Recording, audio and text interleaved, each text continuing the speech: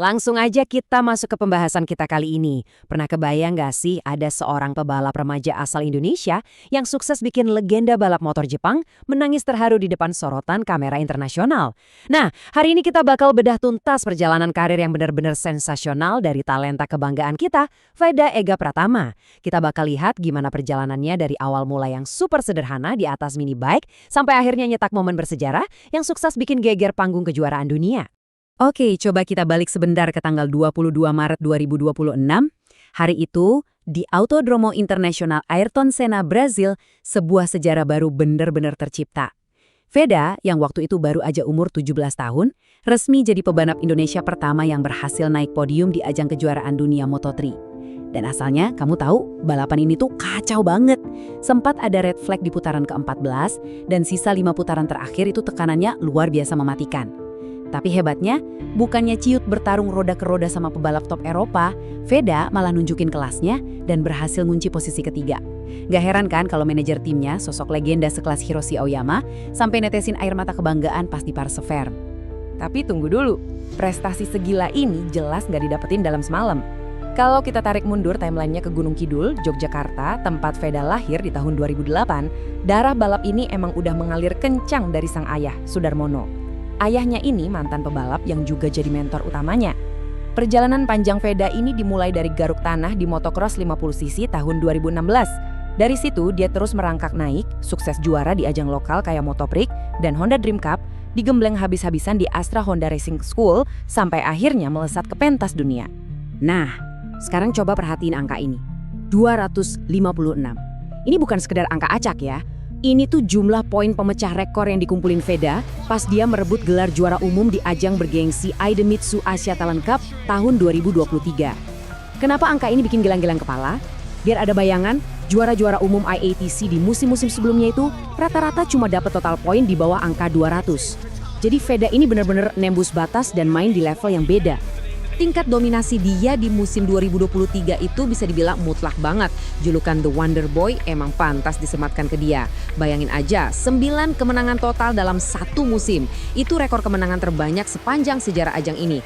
Dan dia nggak cuma sekedar menang tipis-tipis, dia nyapu bersih 2 balapan sekaligus di sirkuit-sirkuit ikonis dunia. Mulai dari Motegi di Jepang, Mandalika di depan pendukung sendiri, sampai Losail di Qatar. Hasil luar biasa ini bikin dia jadi pebalap Indonesia pertama yang juara di ajang itu sejak 2015. Setelah level Asia beres ditaklukkan, ujian selanjutnya jelas Eropa. Di tahun 2025, Veda nekat masuk ke sirkuit Eropa yang terkenal super kompetitif lewat ajang Red Bull Rookies Cup.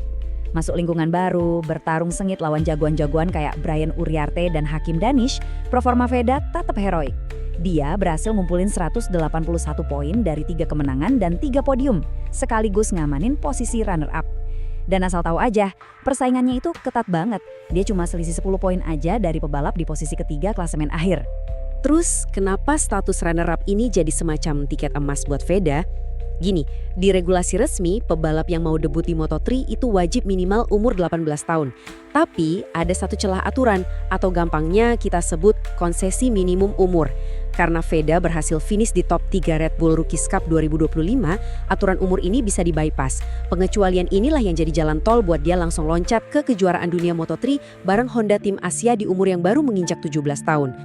Gak cuma rekornya yang bikin heboh, kecepatan adaptasi Veda ini sampai bikin jurnalis dan analis data di Eropa kehabisan kata-kata. Pas mereka iseng ngebeda data telemetri dari motornya Veda, mereka nemuin fakta yang cukup gila. Kecepatannya di pertengahan tikungan yang ekstrim, tarikan gasnya yang mulus banget, ditambah pemilihan racing lane yang presisi kayak rumus matematika, itu ngingetin mereka sama satu nama besar, Marc Marquez. Ya, kamu nggak salah dengar, sensitivitas ban depan Veda di data telemetri itu diklaim identik banget sama grafik milik Marc Marquez di awal masa kejayaannya. Pertanyaannya sekarang, gimana cara dia nerapin teknik tingkat dewa itu di aspal sungguhan? Kita harus ingat, Veda pakai motor Honda NSF 250 RW yang secara data top speed di trek lurus seringkali kalah kencang dari motor-motor KTM. Solusinya, dia jadiin teknik late braking atau pengereman super telat sebagai senjata mematikan. Waktu balapan bersejarah di Brasil itu, datanya nunjukin kalau Veda berani nahan margin titik pengereman setipis 0,1 detik di setiap putaran. Dia bener-bener nekat nukik lewatin lawan-lawannya persis di zona pengereman. Dan yang bikin makin salut, skill teknis yang jago itu dibarengin sama mentalitas yang sekuat baja. Bukti terbarunya kelihatan banget pas balapan di Catalunya bulan Mei 2026. Gara-gara blunder pas kualifikasi, Veda terpaksa start dari posisi buncit di urutan ke-20. Tapi mental juara nggak bisa bohong kan? Pas lampu merah padam, dia langsung ngamuk. Agresif ngelewatin 8 pebalap sekaligus cuma di lap pertama. Dia tetap tenang, jaga ritme, maksimalkan setiap peluang, dan nge-push motornya sampai batas akhir buat finish di posisi ke-8. Asli, ini comeback yang luar biasa brilian. Perjuangan mati-matian dari posisi ke-20 ke posisi 8 di Catalonia itu berbuah manis banget. 8 poin yang dia dapat langsung lontari nama Veda ke jajaran elit. Di klasemen sementara kejuaraan dunia Moto3 2026, Veda sukses ngumpulin total 58 poin. Angka ini secara sah ngebawa dia masuk ke jajaran 5 besar dunia, posisinya sejajar dan berbagi poin yang sama persis dengan pebalap jagoan Argentina Marco Morelli di peringkat keempat. Ini bukti nyata kalau dia punya konsistensi buat terus neror para pimpinan klasemen. Jadi coba kita resapi sebentar. Dari bocah cilik di Gunung Kidul yang dulu cuma main mini bike, sekarang bertransformasi jadi ancaman serius di barisan depan kejuaraan dunia Moto3.